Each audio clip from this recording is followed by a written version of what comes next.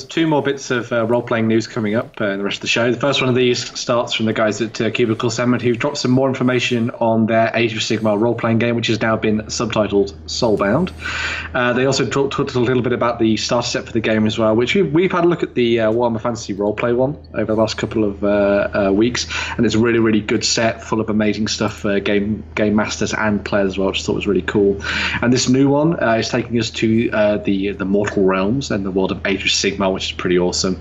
They're using a couple of interesting stuff when it comes to the mechanics, but we'll talk about that maybe in a little bit in a future show and stuff. And we've got some interviews and stuff lined up, so I just thought it was pretty cool. But going back to the actual starter set itself, we're going to be getting a whole bunch of pre-generated characters, as you might imagine, based on a whole bunch of different styles of archetypes and things for the game. So you're going to have things like the Knight Questor and those kind of characters. You've got loads of cool characters like the Caradron Overlords and all that kind of thing, like Skyriggers and all that kind of stuff as well, which is really good. It's going to be set in a new city that they've created within the realm of Ashki, which is the realm of fire, which I thought was pretty awesome.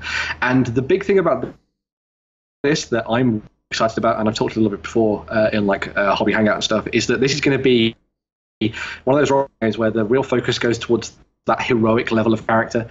So, like when you look back to sort of role-playing games, like, for example, Wild Fantasy Roleplay, a lot of the time you're playing the downtrodden of society that have found their way into heroic situations that they didn't even really mean to be in, and death is always around the corner.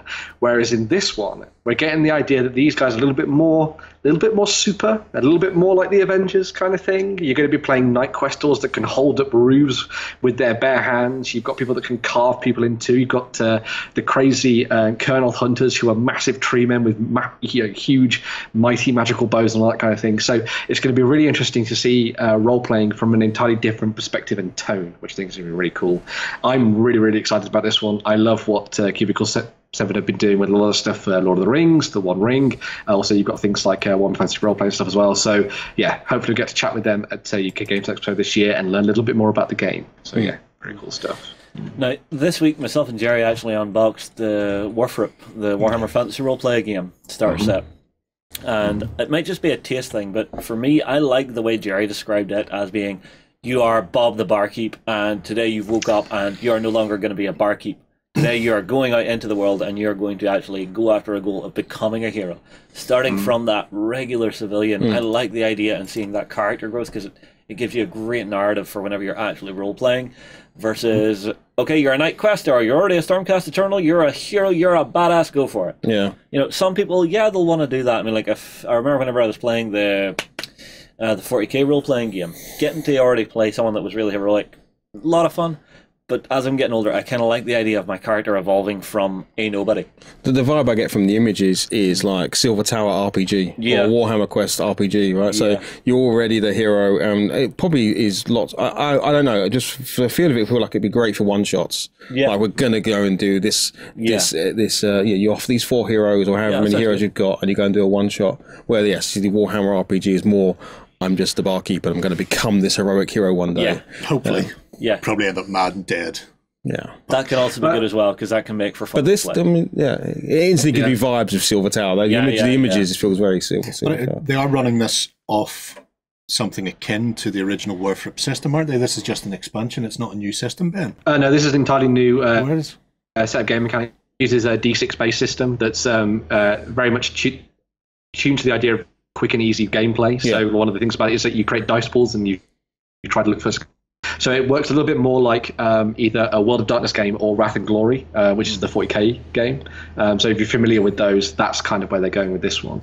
I'm fully on board with the idea of playing like the kind of nobody that becomes a hero. I love that idea. I love it in D&D. I love it in the old world role-playing game as well. But I'm really interested to see how this goes in sort of like a new heroic direction because I've watched the Avengers. I want to be Thor. This is a great opportunity to be Thor. No, is that original Thor or current? Yeah, no spoilers, but we can all be Thor now, right? Yeah. We can all. I would need to eat more. So yeah, I'm really liking the idea of effectively trying to play what equates to superheroes, but in the mortal realm, which I think is really cool. And one of the other good aspects of this that I think I'm really looking forward to is learning a lot more about the lore and the background of the world and how people just exist within it.